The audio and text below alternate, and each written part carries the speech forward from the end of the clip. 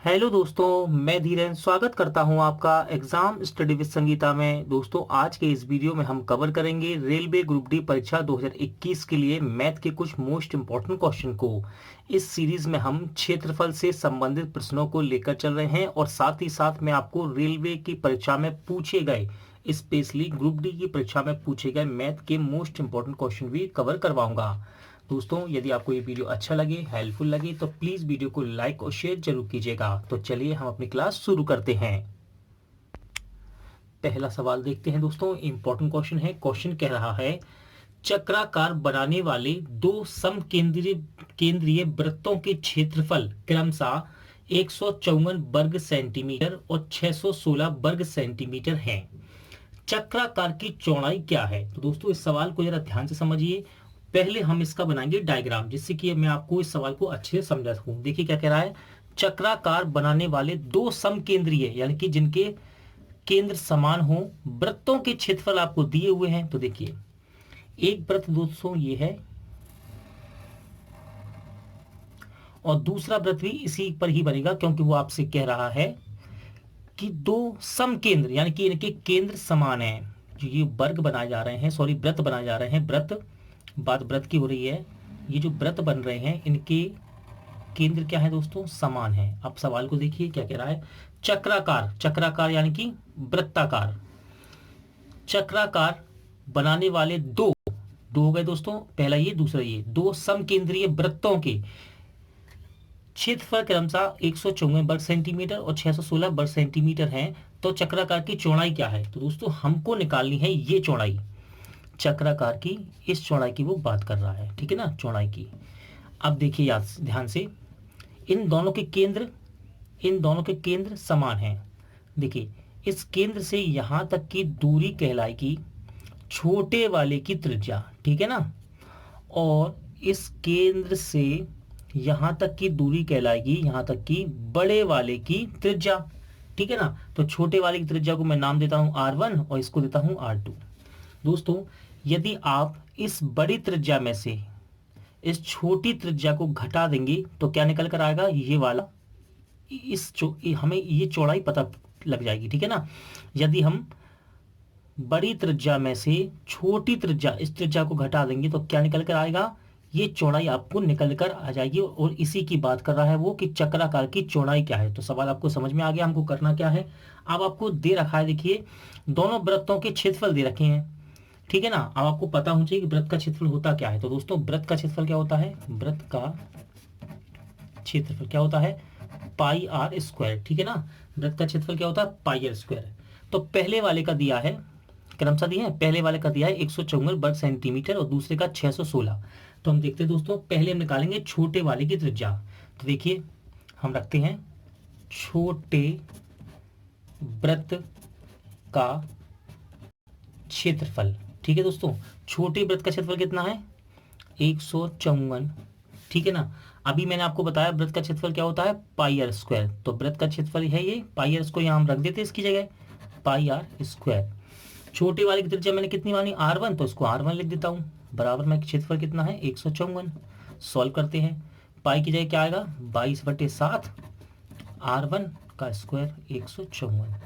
काटते हैं दोस्तों इसको, देखिए 11 के पार्ट से, 11 दूनी 22, 11 एकम 11, 11 चौके 44, ठीक है। आगे बढ़ते हैं, ये कट जाएगा इससे 7 बार, 7 बचा है दोस्तों, आर स्क्वायर अपॉन 7 बचा है। इस 7 का मल्टीप्लिकेशन में यहाँ गुणा होगा, क्रॉस मल्टीप्लिकेशन, तो आर स्क्वायर बराबर आएगा 49, क्योंकि 27 तो कितना हो गया? 49, ठीक है। ये स्क्वायर हटेगा, इस पर चढ़ जाएगा तो अंडर रूट लगा सकता हूँ मैं यहाँ पर, ठीक है ना। स्क्वायर हटेगा तो यहाँ अंडर रूट लग जाएगा। R1 की वैल्यू कितनी आ जाएगी? अंडर रूट में 54 है तो बाहर निकल के कितना आएगा? 7, यानी कि हमारे पास R1 निकल कर आ गया। क्या आ गया? R1। ये त्रिज्या हमने निकाल ली है, कितनी आई है? 7, ठीक है दोस्तों। अब हम निकालते हैं बड़े वाले की त्रिज्या, ठीक है ना। तो बड़े वृत्त की त्रिज्या मैं निकालता हूँ यहाँ, बड़े वृत्त का क्षेत्रफल कितना दे रखा है? 616, ठीक है दोस्तों। बड़े वृत्त का क्षेत्रफल कितना दे रखा है? 616। वृत्त का क्षेत्रफल क्या होता है? पाई आर स्क्वायर, और इसकी आर कितनी मानी हमने बड़े वाले की? R2, तो इसको R2 कर देता हूँ। 616 पाई का मान रखेंगे कितना आएगा 22/7 आर स्क्वायर R2 बराबर 616। सॉल्व करते हैं दोस्तों इससे। चलिए 11 के पार्ट से काटते हैं, ये कट जाएगा। देखिए 11 दूनी 22, 11 पंजे 55 और 11 छिक्का 66, यानी कि 56 बार कट जाएगा 11 से। अब और काट सकते हैं, हाँ काट सकते हैं। देखिए 2 के पार्ट से 56 को काटेंगे कितना 28। अब यहाँ आपके पास बचा है R²/7 बराबर 28। 7 का गुणा हम 28 में करेंगे तो R² की वैल्यू आ जाएगी कितनी 7 8 56 की 6 हाथ लगी 5 7 14 19। ठीक है दोस्तों, ये वर्ग यहाँ से हटाएंगे तो इस पर अंडर रूट चढ़ा सकते हैं। तो R2 की वैल्यू क्या आएगी √196। अंडर रूट में से दोस्तों से बाहर निकालेंगे तो आपको पता ही है कितने का वर्ग होता है, ये वो 14 का वर्ग निकल कर आएगा। ठीक है, तो आपके पास R2 भी आ गई। R2 कितनी आ गई 14। आपसे कह रहा है कि चक्राकार की चौड़ाई क्या है।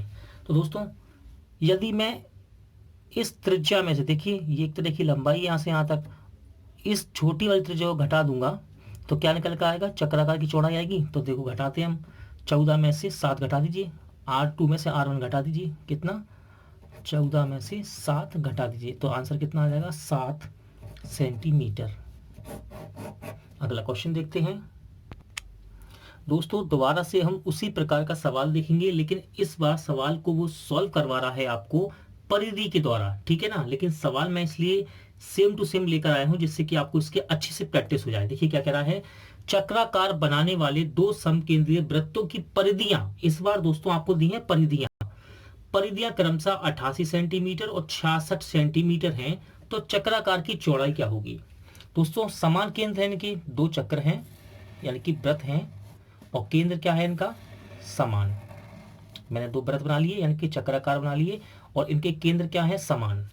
आपको बड़े वाले की और छोटे वाले की दोनों की परिधियां दे रखी हैं। ठीक है ना, बड़े वाले की परिधि दी है उसने, बड़े की परिधि कितनी दे रखी है 88 सेंटीमीटर और छोटे की परिधि कितनी दे रखी है 66 सेंटीमीटर। ठीक है, परिधियां ये है दोस्तों परिधि। परिधि होती क्या है दोस्तों, परिधि होती है वृत्त की परिधि, याद रखिएगा वृत्त की परिधि। फॉर्मूले याद होना चाहिए दोस्तों। परिधि होती है 2πr। क्या होती है परिधि 2πr। अब सवाल देखते हैं हम। देखिए कह रहा है इस चक्राकार की चौड़ाई क्या है ये निकालना हमको एरिया। देखिए वही कॉन्सेप्ट, ये रही आपकी त्रिज्या छोटे वाले की, ठीक है ना, इसको मैं कहता हूँ R1 और ये रही बड़े वाले की त्रिज्या, क्या ये रही बड़े वाले की त्रिज्या, इस केंद्र से लेके यहाँ तक की दूरी, इस बिंदु तक की ये रही बड़े वाली त्रिज्या, इसको R2 कहता हूँ। आपको निकालना है चक्राकार की चौड़ाई। यदि आप R2 में से इस बड़ी त्रिज्या में से छोटी त्रिज्या को घटाएंगे देखिए तो क्या निकल कर आएगा, ये चौड़ाई निकल कर आएगी ना बस। तो देखिए आपको इस बार R निकालना है परिधि के द्वारा, तो हम निकालते हैं। देखिए परिधियां दे रखी हैं तो सॉल्व करते हैं। देखिए पहले देखिए बड़े वृत्त की परिधि देखिए आपको, ठीक है ना, बड़े वृत्त की परिधि कितनी दे रखी है 88 सेंटीमीटर। दोस्तों परिधि क्या होती है वृत्त की 2πr, रख दीजिए यहाँ पर 2πr और परिधि कितनी है 88। सॉल्व करते हैं, 2 पाई का मान 22/7 इंटू r बराबर 88। देखिए ध्यान से, ये इससे कट जाएगा 4 बार, 2 के पार्ट से 4 कटेगा 2 बार, गुणा करेंगे दोस्तों तो R1, इसको R1 मान लेते हैं हम। R1 की वैल्यू कितनी आएगी 7 दूनी 14। ठीक है ना, आगे बढ़ते हैं। देखिए अब छोटे वाले वृत्त की परिधि भी की परिधि देखते हैं, दे रखी है 66, इससे R2 आ जाएगी। देखिए छोटे इसको R2 करते हैं दोस्तों, इसे R1 करेंगे। छोटे वृत्त की परिधि कितनी दे रखी है परिधि 66। परिधि क्या होती है दोस्तों 2πr, छोटा वाला है ना इसकी R क्या है R1 मानी हमने। परिधि क्या होती है वृत्त की 2πr और कितनी दे रखी है 66। सॉल्व करते हैं, 2 पाई का मान 22/7 R1 बराबर 66। देखिए ये कट जाएगा दोस्तों इससे 3 बार, ठीक है, गुणा करते हैं। देखिए 7 तिया 21 और ये हो जाएगा 2R1 बराबर 7 तिया 21, यानी कि R1 की वैल्यू कितनी आएगी 2 से 21 को काटेंगे कितना आएगा 10.5। ठीक है दोस्तों, ये भी सेंटीमीटर में दे रखा है और ये भी सेंटीमीटर में आएगा निकल कर। ठीक है, आपके पास R2 आ गई कितनी 14 सेंटीमीटर, इसकी लंबाई कितनी आई है, ये त्रिज्या कितनी आई 14, और R1 कितनी आई है त्रिज्या 10.5। ठीक है ना। यदि आप R2 में से R1 को घटाएंगे तो ये चौड़ाई निकल कर आएगी ना, तो घटा देते हैं। देखिए 14 में से 10.5 घटा देते हैं दोस्तों, तो आपका कितना आएगा, ये आएगा 3.5 सेंटीमीटर। अगला क्वेश्चन देखते हैं। अगला सवाल देखते हैं दोस्तों। एक वृत्ताकार मैदान के बाहर चारों ओर एक वृत्ताकार सड़क है, बाहर तथा अंदरी वृत्तों की परिधियों का अंतर 66 मीटर है, तो सड़क की चौड़ाई कितनी है। दोस्तों यदि आप डायग्राम बनाते हैं तो सवाल आपके लिए काफी इजी हो जाते हैं। देखिए एक वृत्त है, ये रहा, कह रहा है एक वृत्ताकार मैदान के बाहर, ये वृत्ताकार मैदान है, इसके बाहर चारों ओर एक वृत्ताकार सड़क है। दोस्तों ये इसके चारों ओर एक मैंने बना दी सड़क, ठीक है ना, ठीक है। अब दोनों के केंद्र समान ही होंगे ना, दोनों के केंद्र समान होंगे। अब उसने कहा आपसे बाहर तथा अंदर, ये दोनों वृत्त है ना जो, इनकी परिधियों का अंतर आपको दे रखा है 66, यानी कि इस बड़े वाले वृत्त की और छोटे वाले वृत्त की परिधियों का अंतर आपको 66 दे रखा है, तो सड़क की चौड़ाई कितनी होगी। दोस्तों मैं आज आपको कॉन्सेप्ट सिखा रहा हूँ, क्या मैं आपको कॉन्सेप्ट सिखा रहा हूँ कि ये वृत्त, जब दो वृत्त बनते हैं तब इस एरिया को, ये जो एरिया है जिसको ये सड़क कह रहा है, इसका क्षेत्रफल हम निकाल रहे हैं। तो आप याद रखिएगा हमेशा, जब भी हम बड़ी त्रिज्या में से, ये बड़ी त्रिज्या है, छोटी त्रिज्या को घटाएंगे, यानी कि बड़े क्षेत्रफल में से छोटा क्षेत्रफल, ये कॉन्सेप्ट कहाँ से देखा हमने, इससे पहले मैंने आपको जो सवाल कराए थे वहां हम निकालते थे बड़े क्षेत्रफल में छोटा क्षेत्रफल घटा दीजिए, जब हम आयत पढ़ रहे थे। तो इसी में इसमें भी दोस्तों जब हम इस चौड़ाई को निकालना चाहते हैं तो इस बड़ी चौड़ाई में से यदि हम छोटी चौड़ाई घटाएंगे, ऐसा भी कह सकता हूं मैं, या आप कह सकते हैं बड़ी त्रिज्या में से छोटी त्रिज्या को घटाएंगे तभी तो ये निकल कर आएगा। देखिए ठीक है ना। तो यानी कि इस तरह का सवाल जब भी आपके सामने आए तो आपको हमेशा क्या करना है, त्रिज्याएं निकाल लेनी है। इसको R1 मान लेते हैं, इसको R2 मान लेते हैं, आप इसकी त्रिज्याएं, ठीक है, त्रिज्याएं निकाल लीजिए, सवाल सॉल्व हो जाएगा। अब यहाँ कैसे निकलेगी, देखिए यहाँ आपसे कह रहा है बाहर तथा अंदर के वृत्तों की परिधियों का अंतर 66 है, तो कर देते दोस्तों, बड़े की परिधि में से छोटे की परिधि घटा देते हैं। तो परिधि क्या होती है, वृत्त की परिधि होती है 2πr, ठीक है ना। मैं इसको बड़े वाले की मान लेता हूँ, ये बड़े की हो गई, और एक छोटे वाले की परिधि होगी, तो छोटे वाले की परिधि मैं मान लेता हूँ 2πr। इसे हम कह देते हैं R2 और इसे कह देते हैं R1, ठीक है ना। ये R2, देखिए बड़े में से छोटे तो घटाएंगे हम, R2 माइनस R1, इनका अंतर, इन परिधियों का अंतर दे रखा है आपको, परिधियों का अंतर दे रखा है कितना, 66 मीटर। आपको R2 माइनस R1 निकालना है, क्या निकालना है, चौड़ाई निकालने के लिए, सड़क की चौड़ाई के लिए R2 में से R1 घटाएंगे तभी तो निकलेगी। तो हमको निकालना है R2 माइनस R1, बड़ी त्रिज्या में से छोटी त्रिज्या का अंतर निकालना है हमको। तो देखिए निकालते हैं हम, इसे सॉल्व करते हैं। इस पूरे पद में से मैं 2π को बाहर निकाल सकता हूँ, हाँ निकाल सकता हूँ। देखिए कॉमन निकाल लिया मैंने, क्या बचेगा, यहाँ बचेगा R2 और यहाँ बचेगा R1 बराबर 66। सॉल्व करते हैं, 2π का मान 22/7, R2 माइनस R1 बराबर 66। 22 के पार्ट से दोस्तों कट जाएगा 3 बार। जब क्रॉस मल्टीप्लिकेशन होगा तो 7 का गुणा होगा 3 में, और ये हो जाएगा 2R2 माइनस R1 बराबर 7 या 21, कट जाएगा दोस्तों इससे 10.5 बार, है ना, 10.5 बार। देखिए तो R2 माइनस R1 की वैल्यू कितनी आएगी, 10.5, और यही तो हमको निकालनी थी, मीटर में आएगी, मीटर में दे रखा है इसलिए, ठीक है ना। आपको क्या निकालना था, R2 में से R1 को जब अंतर करेंगे तभी तो चौड़ाई आएगी। तो देखिए वही तो हमने निकाली है, R2 में से R1 घटाया तो क्या निकल कर आ रहा, 10.5 मीटर, यानी कि इसकी चौड़ाई कितनी आई, 10.5 मीटर। अगला क्वेश्चन देखते हैं, सवाल देखते हैं दोस्तों, इंपॉर्टेंट क्वेश्चन है, RRC बिलासपुर ग्रुप डी 2014 में पूछा गया सवाल है। सवाल कह रहा है 126 किलोमीटर प्रति घंटा की चाल से चल रही एक रेलगाड़ी 72 किलोमीटर प्रति घंटा की चाल से समान दिशा में चल रही एक कार को 40 सेकंड में पार करती है। रेलगाड़ी की लंबाई मीटर में क्या होगी, कह रहा है रेलगाड़ी की लंबाई मीटर में क्या होगी। तो समझिए सवाल को, ये एक ट्रेन है दोस्तों, रेलगाड़ी कह रहा है यहाँ, ये इसकी चाल दे रखी है आपको 126 किलोमीटर प्रति घंटा, और कह रहा है समान दिशा में, यानी कि इसी दिशा में एक कार जा रही है और उस कार की चाल कितनी है, 72 किलोमीटर प्रति घंटा। और ये रेल यानी कि रेलगाड़ी कार को पार करने में कितना समय ले रही है, 40 सेकंड का समय आपको दे रखा है, 40 सेकंड का। ठीक है ना, ये रेल कार को पार करने में 40 सेकंड ले रही है। आपसे पूछ रहा है रेलगाड़ी की लंबाई क्या है, रेल की लंबाई, आप इसे दूरी भी कह सकते हैं। ठीक है ना, रेल की लंबाई आपको निकालनी है। याद रखिएगा दोस्तों, मैं आपको कई बार बता चुका हूं बेसिक, और जो बच्चा नए जुड़े हैं उन्हें भी बताता हूं। याद रखिएगा, जब भी दो ट्रेन या रेलगाड़ियां या रेल या कार समान दिशा में हो, क्या समान दिशा में हो, तो हमेशा उनकी चालें घटती हैं। तो यहाँ दोस्तों चाल कितनी हो जाएगी, चाल आएगी आपकी, और जब दोनों गतिमान हो तो उसे हम कहते हैं सापेक्ष चाल। क्या कहते हैं, सापेक्ष चाल। तो चाल कितनी आ गई दोस्तों, चाल आपकी आ गई 126 में से 72 घटाएंगे, जाएगा 4 5, चाल आ गई 54 किलोमीटर प्रति घंटा। कितनी आ गई दोस्तों चाल, चाल आ गई है 54 किलोमीटर प्रति घंटा।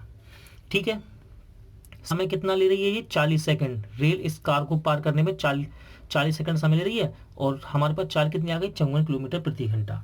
हमको निकालना है रेल की लंबाई। आप लंबाई कह सकते हैं या रेल की दूरी भी तो कह सकते हैं। तो हम लगाते हैं दोस्तों फॉर्मूला, देखिए दूरी बराबर चाल गुणे समय। चाल कितनी है, 54। ठीक है, अब एक बात ध्यान रखिए, आंसर आपसे पूछ रहा है मीटर में, और चाल कैसे दे रखी है, किलोमीटर पर घंटा में, तो हमें इसे मीटर पर सेकंड में चेंज करना पड़ेगा। तो याद रखिएगा, जब भी हम चाल को किलोमीटर प्रति घंटा से मीटर पर सेकंड में बदलते हैं तो 5/18 से गुणा कर देते हैं। ठीक है ना, 5/18 से क्या कर देते हैं, गुणा। तो चाल में मैं कर देता हूँ 5/18 से गुणा, तो ये बदल जाएगी किस में, मीटर पर सेकंड में। और समय कितना देर ले रही है, 40 सेकंड का। ठीक है, आगे सॉल्व करते हैं दोस्तों इसे। देखिए 18 तिया 54 गुणा करते हैं, देखिए 5 तिया 15 हो गया, 5 तिया 15 और 15 चौको 60, यानी कि 600 मीटर इसकी लंबाई है। आंसर बी आपका राइट आंसर रहेगा। अगला क्वेश्चन देखते हैं। अगला सवाल देखते हैं दोस्तों, आरआरसी जबलपुर ग्रुप डी 2014 में पूछा गया सवाल है, इंपॉर्टेंट क्वेश्चन है, और हो सकता है कि सवाल आपको एग्जाम में मिल जाए। देखिए सवाल क्या कह रहा है, एक संख्या में 42% और 28% के बीच 210 का अंतर है, इस संख्या का 59% क्या होगा। तो मैं मान लेता हूं दोस्तों, संख्या है, माना ये संख्या है x। अब कह रहा है एक संख्या में 42% और 28% के बीच 210 का अंतर है, यानी कि वो कहना चाहता है कि संख्या के 42% और इसी संख्या के 28% में जो अंतर है, यानी कि इसमें जो डिफरेंस है, अंतर कितने का है, वो 210 का, यानी कि इनका जो अंतर होगा बराबर में कितना दे रखा है उसने, 210। फिर कह रहा है इस संख्या का 59% क्या है, यानी कि अगर मैं x की वैल्यू निकालूंगा तभी तो मैं 59% कर पाऊंगा। कह रहा है ना इस संख्या का, यानी कि x की वैल्यू निकालेंगे तभी तो 59% निकालेंगे हम। तो सॉल्व करते हैं, देखिए x के 42 में से x का 28% घटाएंगे दोस्तों, तो कितना आ जाएगा ये, x का 14% बराबर 210। सॉल्व करते हैं, आपको पता ही है जब हम परसेंट को हटाते हैं तो नीचे क्या लग जाता है, 100। देखिए 7 दूनी 14 और 7 तिया 21 कट गया जी, और भी काट सकते हैं। देखिए 2 के पार से 30 को काटेंगे, कितनी बार कटेगा जी, 15 बार। क्रॉस मल्टीप्लिकेशन में ये 100 का गुणा होगा 15 में, तो x की वैल्यू कितनी आ जाएगी, 1500। यानी कि अब हमें संख्या तो पता चल गई, संख्या कितनी है, वो 1500। अब कह रहा है इस संख्या का 59% क्या होगा। सॉल्व करते हैं, 1500 का 59% क्या होगा, प्रतिशत हटाएंगे तो नीचे क्या आएगा, 100 आएगा। सॉल्व करते हैं, 1 0 से 1 0 कैंसिल, 1 0 से 1 0 कैंसिल, क्या बचा, 15 का गुणा सिर्फ 59 में करना है, तो कर लेते हैं हम गुणा। देखिए 15 135, हाँ से लगी 13, 15 5 75, जोड़ेंगे देखिए 8 8, यानी कि सही आंसर कितना आएगा, 885, ऑप्शन सी। अगला क्वेश्चन देखते हैं। अच्छा सवाल है दोस्तों, आरआरबी जम्मू टीसी 2001 में पूछा गया क्वेश्चन है, और हो सकता है कि आपको ये क्वेश्चन एग्जाम में टकरा जाए। देखिए क्या कह रहा है, ए की आय का 80% 324 रुपए है और एक ही समय में यदि बी 486 रुपए कमाता है तो बी की आय ए की आय से कितना प्रतिशत अधिक है। तो दोस्तों यहाँ यदि हम ए और बी की आय को निकाल लें तो हम उनका प्रतिशत भी बता सकते हैं कि कितना कम है या ज़्यादा। तो देखिए मैं यहाँ पर ए की आय मान लेता हूँ एक्स। मैंने क्या माना, ए की आय मैंने मान ली एक्स। ठीक है, ए की आय कितनी मानी, एक्स। अब कह रहा है ए की आय का 80%, यानी कि ए की आय कितनी मानी मैंने, एक्स। इसका जो 80% है वो कितना है, 324 रुपए है। बराबर में कितना है, 324। देखिए ए की आय का 80% 324 रुपए है। ए की आय कितनी मानी मैंने, एक्स। तो एक्स का 80% कितना है, 324। सॉल्व करते हैं हम इसे, परसेंट हटाएंगे, नीचे क्या आएगा, 100। 20 के पार से छोटा हो सकता है, 20 के पार से 4 बार और 20 के पार से 5 बार। आगे देखते हैं, ये कट जाएगा इससे। देखिए 4 अट्ठे 32 और 4 एकम 4, 81। क्रॉस मल्टीप्लिकेशन में 5 का गुणा दोस्तों यहाँ कर सकते हैं 81 में। तो एक्स की वैल्यू क्या आएगी, 5 एकम 5, 5 अट्ठे 40। यानी कि एक्स क्या थी, मैंने ए की आय मानी थी, ए की आय। तो ये किसकी आय आ गई, ये आ गई ए की आय। किसकी आय आ गई, ए की। यानी कि ए कितने रुपए कमाता है टोटल, 405। और कह रहा है एक ही समय में, यानी कि उसी समय में बी कितने कमाता है, 486। बी कितने कमाता है, 486। अब यहाँ आपसे कह रहा है कि बी की आय ए की आय से कितने प्रतिशत अधिक है। मैं यहाँ बगल में सॉल्व कर देता हूँ उसे साइड में। देखिए ए की आय है दोस्तों 405 और बी की कितनी है, 486। उसने कहा बी की आय ए की आय से कितनी प्रतिशत अधिक है। तो दोस्तों पहले हम देखें कितनी अधिक कितनी है। तो बी की आय ए से कितनी अधिक है, देखिए घटाते हैं हम, 1 8। तो हमें पता चल गया दोस्तों, इनका अंतर करेंगे तो बी की आय ए की आय से कितनी अधिक है, 81 अधिक है। कितनी, 81 अधिक है। बात हो रही है प्रतिशत में बताना है। बी की आय ए की आय से कितनी अधिक है, 81 अधिक है। किससे अधिक है, किससे, जिसमें से लगा हो या का लगा हो उसे हम नीचे रखते हैं दोस्तों। मैं आपको कई बार ये बेसिक बता चुका हूं। देखिए बी की आय ए की आय से, ए की आय से तो से किस में लगा है, ए में। तो इसको हम रखेंगे नीचे। या आप ऐसा कह सकते हैं कि किससे कंपेयर कर रहा है, किससे तुलना कर रहा है, तुलना हो रही है ए से। बी की तुलना की जा रही है ए की आय से, ठीक है, इनटू 100%। सॉल्व करेंगे इसे। देखिए 5 का गुणा इसमें करें जरा, 5 एकम 5, 5 अट्ठे 40। यानी कि ये 5 बार से कट जाएगा, 81 इसे काट देगा 5 बार। 5 से 100% काट सकते हैं, हाँ काट सकते हैं। कितना आएगा, 20%। यानी कि कितनी ज़्यादा है दोस्तों, 20% ज़्यादा है। ऑप्शन सी आपका राइट आंसर रहेगा। दोस्तों आज का वीडियो यहीं एंड होता है। उम्मीद करता हूँ आपको वीडियो अच्छा लगा होगा, पसंद आया होगा। पूरा वीडियो देखने के लिए थैंक यू। जल्द मिलते हैं नेक्स्ट वीडियो में।